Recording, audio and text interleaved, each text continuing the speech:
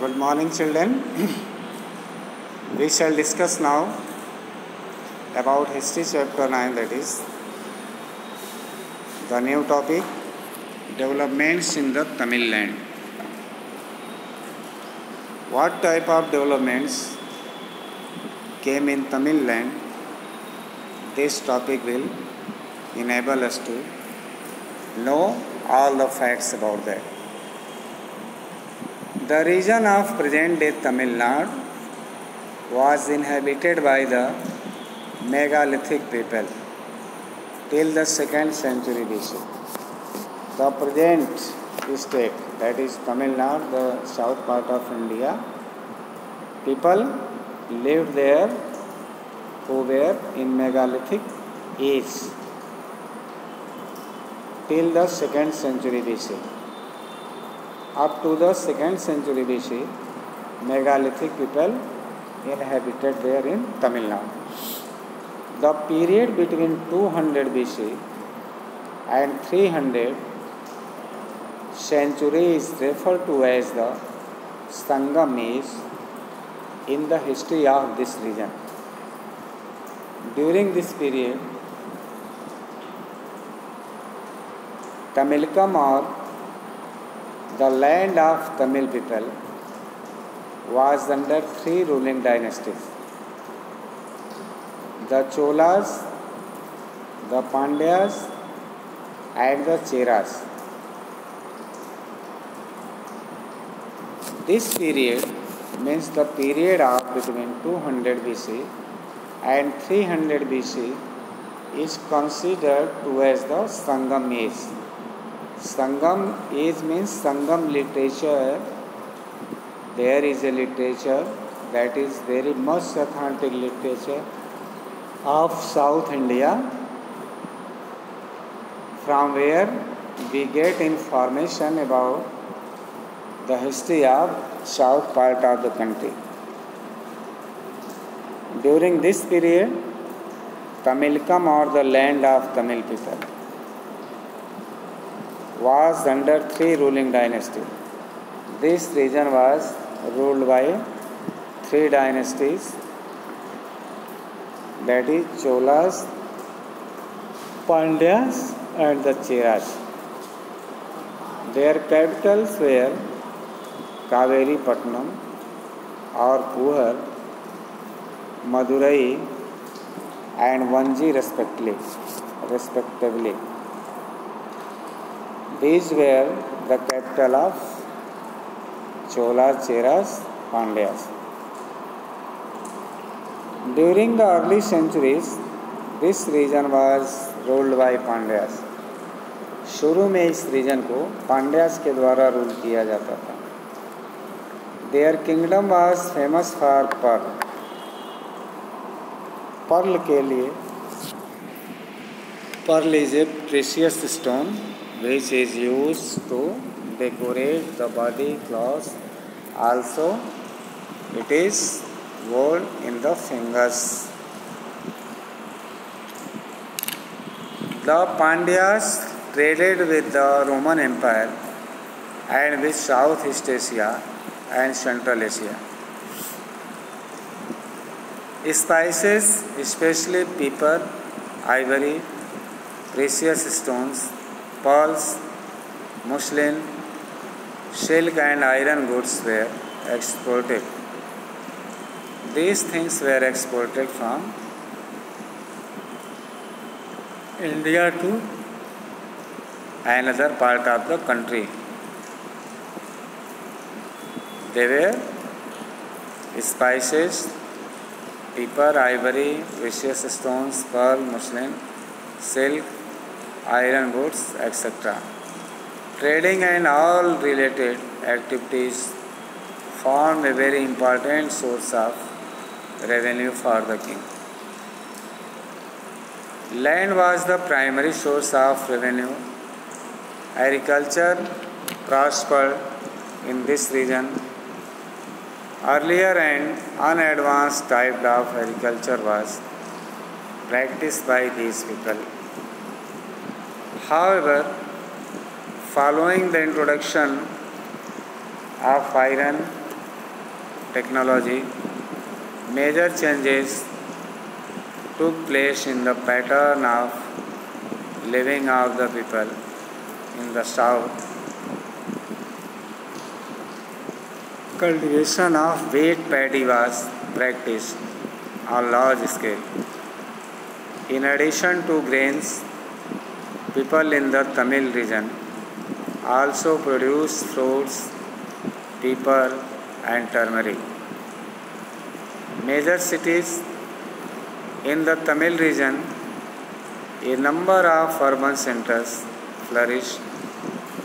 Most important among these were Madurai, Urayur, Puhar, or Kaveripatnam, etc. Urayur was a famous center of crafts. Evidences found at Adichanallur in Tamil Nadu indicate that it had trade relations with other regions. According to some archaeologists, Adichanallur was a mining and industrial town. The discovery of bronze figurines, iron implements such as swords,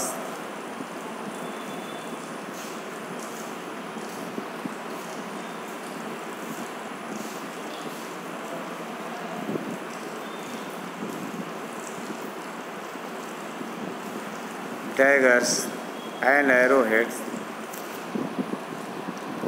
and big arms suggest that it was an industrial township. Many evidences are there which suggest that they were the industrial towns. Kaveripatnam was a port city. The plan of this city is described in the Tamil epic Silappatikaram. According to this text, the city was divided into two areas. They were residential and harbour area. The residential areas had houses, eating areas, meeting halls, gardens, temples, etc. The harbour area was where the boats were docked. It had storing areas where goods could be stored. Pottery, terracotta and bead ornaments, wires and copper vessels have been found here. Trade. Trade was an important source of revenue. The rulers encouraged both internal and overseas trade. Trade was carried on with West Asia, Southeast Asia, China and Rome.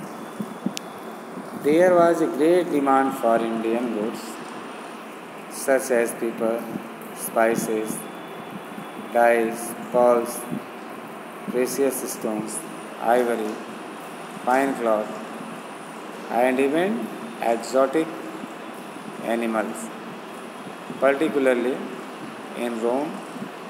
In return, India received gold and silver coins, silver ornaments, wine, and various types of pottery, large glass jars, bowls, bronze pots, and bronze statues, laid in the shape of coiled trips, seems to have been imported from Rome. It was used for making coins.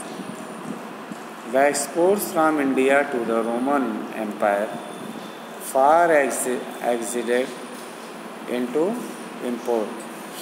its imports.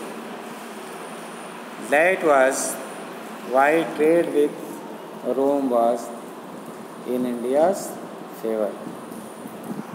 A large number of Roman coins have been discovered at various sites in the peninsula.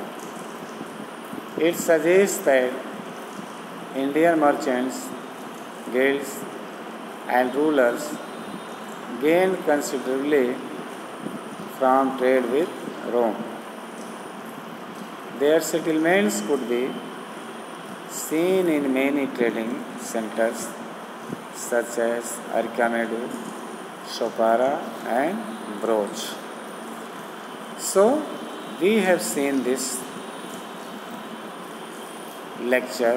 video through lecture, and came to know much more about the trade relationship, about the major cities of south part of India, all such types of facts about the civilization, and have come out to know much more about. Next we shall discuss in the next video tomorrow with the new things.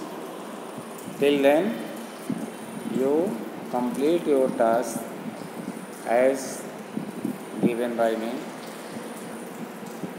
Complete your fair copy, practice copy, book exercise, not only to fill the exercise, write the question answer in the copy, but also learn them properly, prepare them properly. Now test, examination, everything will be on progress.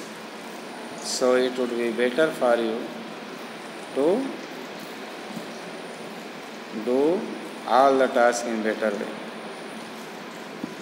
Thank you very much.